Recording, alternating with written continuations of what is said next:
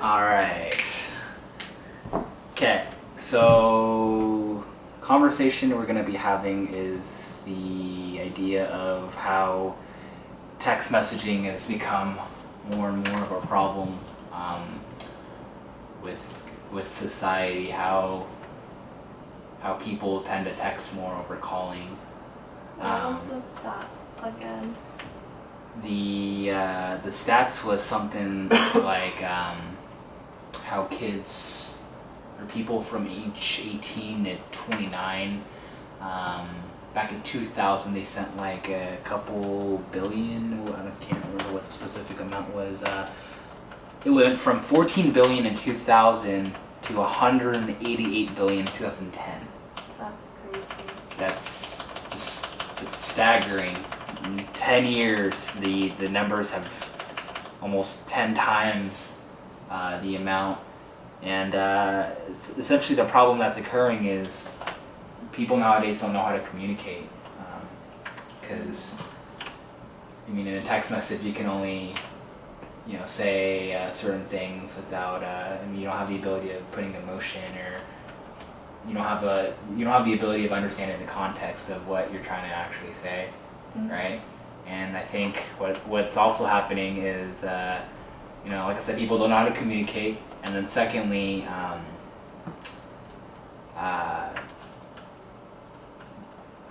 they're just stuck to their phones, and that's kind of this society now. I mean, if you go to a gathering, they're just always on their phones texting away, or they just don't know how to communicate properly. Yeah, like you can't read language cues. Right.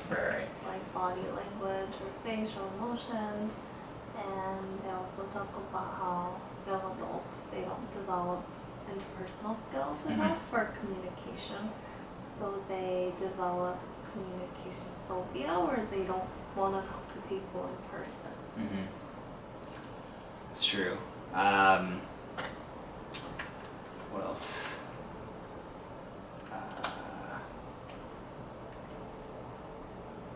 What was the video that you saw that related to this article? Oh, right. There was a video on Comedy Central. It was about these comedians. Their names were Key and Peele, and the message behind the video is just how people have this misconception on when they text their friends back and forth, people perceive the text message differently than what the actual meaning behind it is.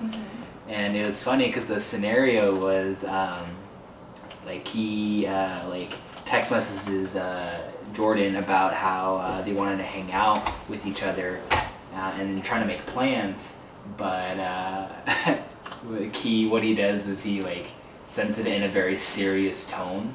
He wants the text message to be like, hey, where do you want to hang out, what time, and Jordan kind of reads the text message and kind of is just like, oh, Key wants to hang out at this time, and kind of misconceives the text message incorrectly, and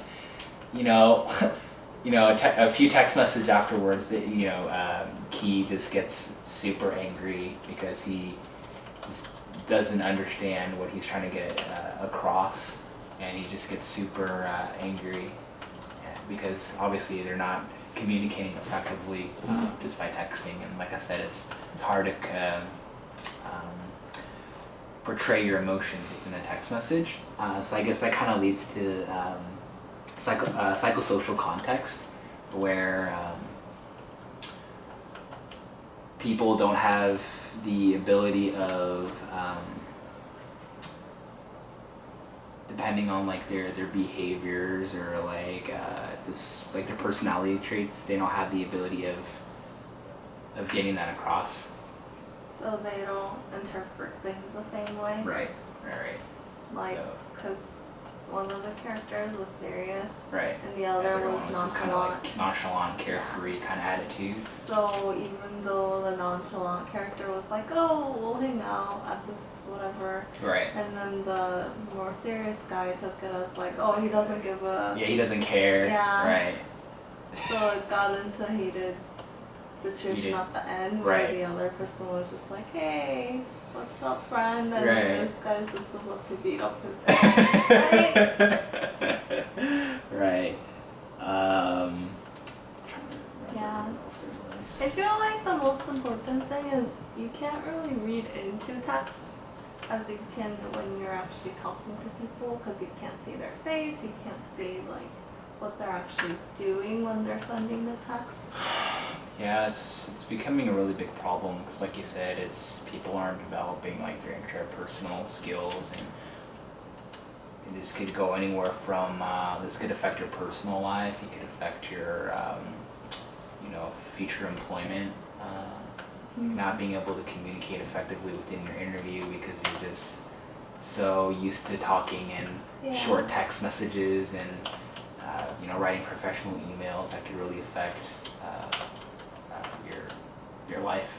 Because there's like no editing and actual talking as Right. there is in texting where you can text and then erase it back and Right. then send something else. Mm-hmm. And emoticons can only do so much. Right. It's true. It's true.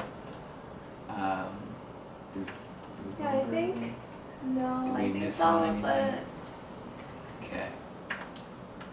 The one suggestion the article made that you could do to get away from texting so much is when you actually do talk to people or call people, you can use Skype Mm-hmm. or FaceTime so you're actually seeing the person. Right. I mean, that's a good idea, right? Because nowadays, like video FaceTime. chatting is more prevalent. Right. I just find these statistics super appalling though. Like, I mean, the whole like age group between like 18 and 29. It's obviously it's pretty normal, or but it's the fact that the 65 and over group, their daily texting percentage is like actually edging out their texting to calling ratio too, which I find fascinating. I mean, obviously, like I work for AT&T and I see a lot of like older age parents finally making that transition to smartphones, but it's just so crazy to realize that you would think that they have like this old traditional mindset about like using their phones to like call, but they're Yeah. actually sending text messages over calling too. I just find that really interesting. Yeah, I feel like we text our parents more than talk to them too. Right. So Right. it's gonna keep getting worse with the text to phone ratio. Mm-hmm. Cool. Yeah, Got it. wrap it up.